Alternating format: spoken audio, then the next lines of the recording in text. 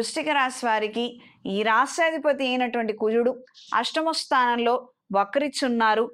కుటుంబపరమైనటువంటి అంశాలలో స్వల్పమైన మార్పులు ఏర్పడతాయి. చికాకులు అయిన వాళ్లతో స్వల్పమైన విభేదాలు ఏర్పడతాయి. కానీ అప్పటికప్పుడే పరిష్కార దిశకు నోచుకుంటాయి. కొన్ని ఒప్పందాలలో మార్పులు తీసుకురాగలిగితే, కొన్ని మాటల్లో మార్పులు తీసుకురాగలిగితే అక్కడ సమస్యలు అక్కడే మీరు పరిష్కరించుకోగలుగుతారు.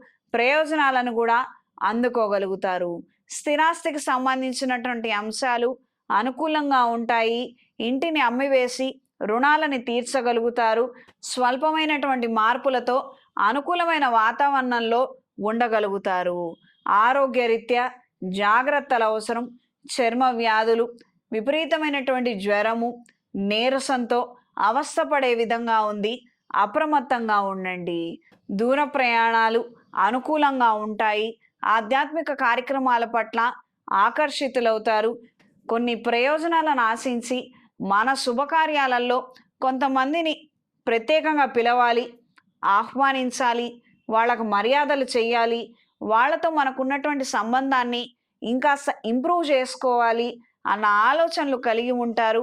విందు వినోద కార్యక్రమాలలో చురుగ్గా ఉత్సాహంగా పాల్గొనగలుగుతారు.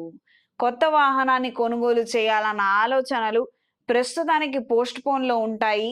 ఈ విషయంలో మాత్రం క్లారిటీ రాకపోవచ్చు. ఈ వారం స్త్రీలకు వృత్తిరీత్యా ఒత్తిడి కాస్తంత తగ్గుతుంది. మనల్ని ఇబ్బంది పెట్టే అధికారులు కాస్తంత నెమ్మదిస్తారు.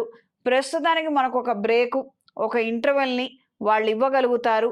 ఈ మధ్యలో మనం కాస్తంత ఇంప్రూవ్ అవ్వగలిగితే శాశ్వతంగా మనకు ఆ సమస్య లేకుండా ఉంటుంది. ఇది గ్రహించి మెలగండి.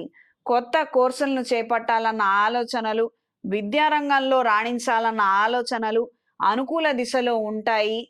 ప్రతి ఒక్క సమస్యకి పరిష్కారాన్ని మనం వెతకలేము. కాలమే కొన్ని నిర్ణయాలు తీసుకోవాలి అన్న విధంగా కొన్ని మార్పులు, కాస్తంత వైరాగ్యం కలిగినటువంటి అంశాలు ఏర్పడవచ్చు.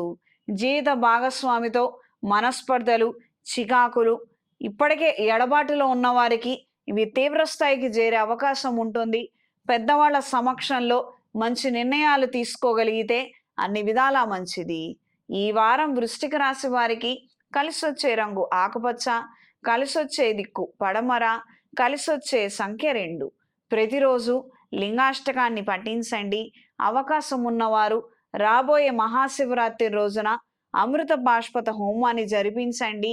శివపార్వతుల కళ్యాణాన్ని జరిపించండి. శివపార్వతుల అనుగ్రహాన్ని పొందగలుగుతారు.